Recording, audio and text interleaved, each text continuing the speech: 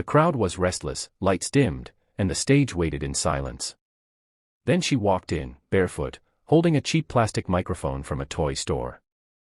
No one knew her name. No family in the audience. No friends to cheer her on. Just a small girl with tangled hair and eyes that had seen far too much for her age. Her name was Leah. 14 years old. She had come alone, carrying nothing but a tattered backpack and a quiet fire in her heart.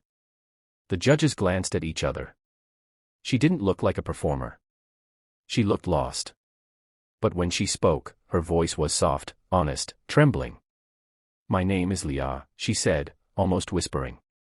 I don't really have a home. I sing on the street sometimes to buy food. But today, I just wanted to try." A hush fell over the room. Even the audience, used to grand entrances and bright costumes, leaned forward in silence. One of the judges smiled kindly. "Take your time, Leah. What will you be singing?" "Titanium," she said. Her voice broke slightly on the word, but she lifted her chin as if daring the world to stop her. The music began, soft piano notes filling the air. She closed her eyes. For a moment, she was back on the cold pavement where she used to sing for coins, the world walking past without seeing her. But here, under these lights, something inside her began to rise. When she sang the first line, her voice was fragile, like glass about to break. But as she reached the chorus, it grew, layer by layer, until it filled the entire hall. Her voice carried pain, strength, and defiance all at once. "I am titanium," she cried, and suddenly everyone could feel her story in that one line. The judges froze. The audience began to stand, one by one, their eyes wet with tears. This wasn't just a performance, it was survival turned into song. Leah had known hunger. She had known nights where she sang to keep herself warm. She had faced the kind of loneliness that could silence a soul, but she refused to let it. Every note she sang was a piece of her past turning into light. And when she hit the final high note, her voice cracked beautifully, not out of weakness, but out of truth. It echoed like a cry for every lost child, every dreamer who had ever been told they weren't enough. The music stopped. Silence filled the stage for 3 long seconds.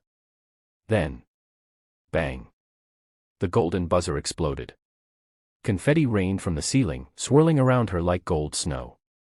Leah gasped and covered her mouth, her eyes wide in disbelief. One of the judges, a woman who had been wiping away tears for most of the song, ran up to hug her. "You are everything this show is about," she whispered. "You are why music exists." The audience was on their feet, clapping, cheering, crying.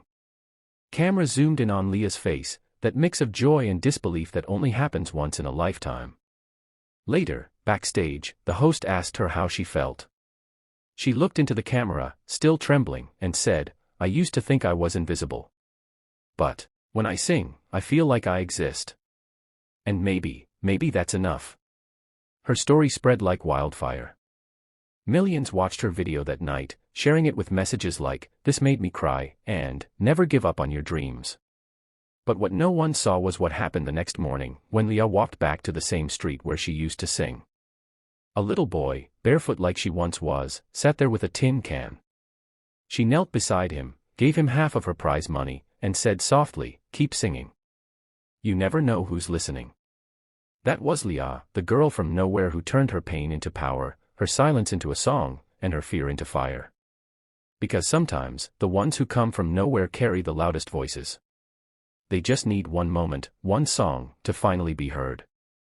And that's how Leah, the girl from nowhere, sang Titanium, and became unbreakable.